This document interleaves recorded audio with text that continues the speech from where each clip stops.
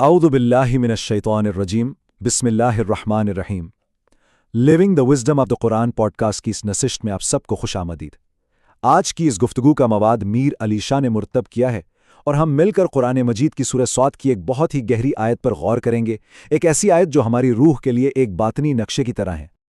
तो आइए सीधा इस आयत की गहराई में उतरते हैं। हमारी सारी गुफ्तगू का महवर यही आयत मुबारका है। यह हमें 3 अजीम पैगंबरों से मिलवाती है, हज़रत इब्राहिम, हज़रत इसहाक और हज़रत याकूब अलैहिस्सलाम। लेकिन बात सिर्फ नामों की नहीं है। कुरान जिस तरह से उन्हें याद करता है वो बहुत ख़ास है, कुव्वत अमल और बसीरत वाले। और यहीं से हमारा मरकज़ी सवाल जन्म लेता है। ज़रा सोचिए, इसी सूरा में इससे ठीक पहले हज़रत सुलेमान और हज़रत अयूब अलैहिस्सलाम की सख्त आजमाइशों का जिक्र हुआ, और फिर फ़ौरन बाद अल्लाह ताला इस ख़ास ख़ानदान का जिक्र क्यों कर रहा है? आखिर इन नामों को एक साथ लाने के पीछे गहरा मकसद क्या हो सकता है? चलें इस सवाल का जवाब ढूंढने के लिए सबसे पहले हम इन आयात के क्लासिकल या जिसे हम ज़ाहिरी मफ़हूम कहते हैं उससे अपनी बात शुरू करते हैं। आयत में जो अल्फाज इस्तेमाल हुए ना, उलिल ऐदी वल अबसार, ये बहुत गहरे हैं। बड़े मुफस्सरीन जैसे इमाम तबरी और इब्न कसीर बताते हैं कि अल ऐदी यानी हाथ, ये अल्लाह की इताअत में उनकी अमली क़ुव्वत और मजबूती की तरफ इशारा है, और अल अबसार यानी आँखें, ये उनकी रूहानी समझ, उनकी बसीरत की गहराई को ज़ाहिर करती हैं। तो मतलब ये हुआ कि ये सिर्फ ताकत या सिर्फ इल्म नहीं था, बल्कि दोनों का एक बेहतरीन, एक कामिल तवाज़ुन था। और यहाँ बात और भी दिलचस्प हो जाती है। मुफस्सिरीन हर नबी को एक ख़ास खूबी के साथ जोड़ते हैं। जैसे हज़रत इब्राहीम अलैहिस्सलाम कुर्बानी से हासिल होने वाली क़ुव्वत की अलामत हैं, हज़रत इसहाक अलैहिस्सलाम अल्लाह की बरकत के तसलसल की, और हज़रत याकूब अलैहिस्सलाम शदीद इश्तियाक में भी सब्र करने की। फिर आगे हज़रत इस्माइल अलैहिस्सलाम मुकम्मल सुपुर्दगी की, हज़रत इलीसा अलैहिस्सलाम नरमी और रहमत की, और हज़रत ज़ुल्कफ़ल अलैहिस्सलाम हर तरह के दबाव में साबित कदम रहने की मिसाल हैं। गोया ये सब मिलकर रूहानी कमाल का एक मुकम्मल नमूना पेश कर रहे हैं। लेकिन इन सब खूबियों की जड़ क्या है? इमाम कुर्तुबी एक बहुत ही खूबसूरत नुक्ता बयान करते हैं। वो फरमाते हैं कि इनका असल राज एक एहसास में छुपा था। ये दुनिया हमारा असली घर नहीं है, ये तो बस एक राहदारी है, एक गुज़रगाह।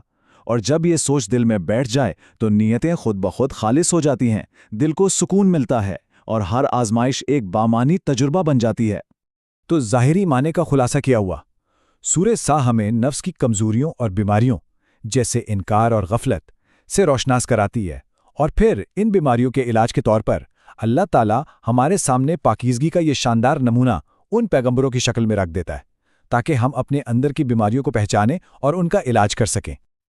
अच्छा, अब तक तो हमने ज़ाहिरी मानी की बात की, लेकिन अब हम इस गुफ्तगू के सबसे दिलचस्प हिस्से की तरफ आ रहे हैं। अब हम तारीख से हटकर अपने अंदर की दुनिया में झांकने की कोशिश करेंगे और इन आयात के बातनी मफ़हूम को समझेंगे। सूफिया किराम हमें सिखाते हैं कि कुरान सिर्फ माजी के किस्से नहीं सुनाता, वो तो हमारे अंदर का आईना है। तो इस नज़रिए से ये अंबिया सिर्फ काबिल तारीख़ी शख्सियात नहीं, बल्कि ये हमारे अंदर छुपी हुई वो सलाहियतें हैं, वो इम्कानात हैं जिन्हें बेदार करने की ज़रूरत है। तो आइए इन बातनी मकामात को एक एक करके देखते हैं। सबसे पहले इब्राहीम अलैहिस्सलाम। हमारे अंदर इब्राहीम क्या हैं? वो हमारे अंदर की वो हिम्मत हैं जो हमारे झूठे सहारों को, हमारी गलत उम्मीदों को, हमारे अंदरूनी बुतों को तोड़ती हैं। अगला मकाम हज़रत इसहाक अलैहिस्सलाम का है। ये वो सच्ची गहरी खुशी है जो बाहर के हालात से नहीं, बल्कि अल्लाह पर कामिल भरोसे और तवक्कल से पैदा होती है। ये वो सुकून है जो दिल की गहराइयों से फूटता है। फिर आते हैं हज़रत याकूब अलैहिस्सलाम। ये उस मुक़द्दस तलब और इश्तियाक की अलामत हैं जो कभी ख़त्म नहीं होती। ये वो इंतज़ार है जो इंसान को तल्ख़ नहीं बनाता, बल्कि इससे और नर्म और ज़्यादा आजिज़ बना देता है। हज़रत इस्माइल अलैहिस्सलाम हमारे अंदर की वो सलाहियत हैं कि हम अपनी मर्ज़ी को, अपनी अना को, अपनी मैं को अल्लाह के एक बड़े हुक्म के सामने झुका दें।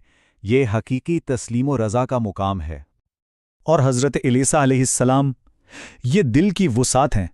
ये दिल की वो सलाहियत है कि मुश्किल से मुश्किल वक्त में भी जब दिल के बंद होने की हर वजह मौजूद हो, वो तंग ना हो, बल्कि रहमत और हमदर्दी में और ज़्यादा फैल जाए। और उन 6 मकामात में आखिरी मकाम है हज़रत ज़ुल्किफ़ल अलैहिस्सलाम का। ये हर आजमाइश में, हर मुश्किल में मजबूती से खड़े रहने की ताकत हैं। یہ وہ استقامت ہے جو اس وقت بھی ڈٹے رہنے کی ہمت دیتی ہے جب پیچھے ہٹنا بہت آسان لگ رہا ہو۔ اچھا، یہ 6 الگ الگ خوبیاں تو ہم نے دیکھ لیں، لیکن ان سب کو جوڑنے والی چیز کیا ہے؟ وہ کون سی ایک مرکزی قوت ہے جو ان تمام صلاحیتوں کو فعال کرتی ہے اور انہیں ایک ساتھ پرو دیتی ہے؟ قرآن خود ہی اس کا جواب دیتا ہے۔ ذکر الدار یعنی اصل گھر کی یاد، یہی وہ مرکزی اصول ہے۔ اب یہاں صوفیہ ایک بہت ہی دلچسپ علم، جسے علم الابجد کہتے ہیں، استعمال کرتے ہیں۔ یہ ایک قدیم طریقہ ہے جس میں ہر عربی حرف کی ایک عددی قیمت ہوتی ہے اور اس سے الفاظ کے چھپے ہوئے معنی سامنے آتے ہیں۔ تو چلیں دیکھتے ہیں کہ ذکر دار کے ساتھ کیا ہوتا ہے۔ جب ہم اس کے تمام حروف کی عددی قیمتوں کو جمع کرتے ہیں تو ہمیں ملتا ہے 930۔ اب اس عدد کو مزید مختصر کرتے ہیں، 9 جمع 3 جمع 0، یہ بنتا ہے 12، اور پھر 1 اور 2 کو بھی جمع کر دیں تو آخر میں ہمارے پاس کیا بچا؟ صرف ایک عدد 3۔ اب یہ دیکھنے میں تو ایک چھوٹا سا ہنسا ہے، لیکن روحانی دنیا میں اس کی بہت بڑی اور گہری علامتی اہمیت ہے۔ یہ عدد 3 یہ توازن کی علامت ہے، ہم آہنگی کی علامت ہے۔ یہ 3 چیزوں کو آپس میں جوڑتا ہے: ہمارا ظاہری عمل، ہماری باطنی حالت یعنی ہماری نیت اور بصیرت، اور ہماری آخری منزل یعنی اللہ کی طرف واپسی۔ جب یہ تینوں چیزیں ایک سیدھ میں آ جائیں، بس اسی ہم آہنگی کا نام نبوی شعور ہے۔ اور حیرت کی بات یہ ہے کہ یہ 1400 سال پرانی حکمت آج کی جدید نفسیات سے بھی مکمل طور پر میل کھاتی ہے۔ آج ماہرین نفسیات بھی یہ کہتے ہیں کہ جب کسی انسان کی زندگی میں کوئی بڑا حتمی مقصد ہو، کوئی آخری گھر کا تصور ہو، تو وہ نفسیاتی طور پر زیادہ مستحکم، پرسکون اور اخلاقی طور پر بہتر انسان بن جاتا ہے۔ تو اب سوال یہ ہے کہ اس ساری گفتگو کا ہماری زندگی سے کیا تعلق ہے؟ یہ باطنی نقشہ ہمارے کس کام آ سکتا ہے؟ دیکھیں، سب سے اہم بات یہ ہے کہ یہ آیات صرف کہانیاں نہیں، بلکہ یہ ہماری اپنی روحانی نشو و نما کا ایک زندہ خاکہ ہے۔ جب ہم اپنے کسی خوف یا بری عادت کو توڑتے ہیں تو دراصل ہم اپنے اندر کے ابراہیم کو زندہ کر رہے ہوتے ہیں۔ جب توکل سے دل میں سکون اترتا ہے تو وہ اسحاق کی خوشی ہوتی ہے۔ جب انتظار و تڑپ ہمیں اللہ کے قریب لے جاتی ہے تو وہ یعقوب کا صبر ہوتا ہے۔ یہی ہمارا حقیقی شجرہ نسب اور ہماری مقدس میراث ہے۔ تو آئیے اسی احساس کے ساتھ اس خوبصورت دعا پر اپنی گفتگو کو ختم کرتے ہیں۔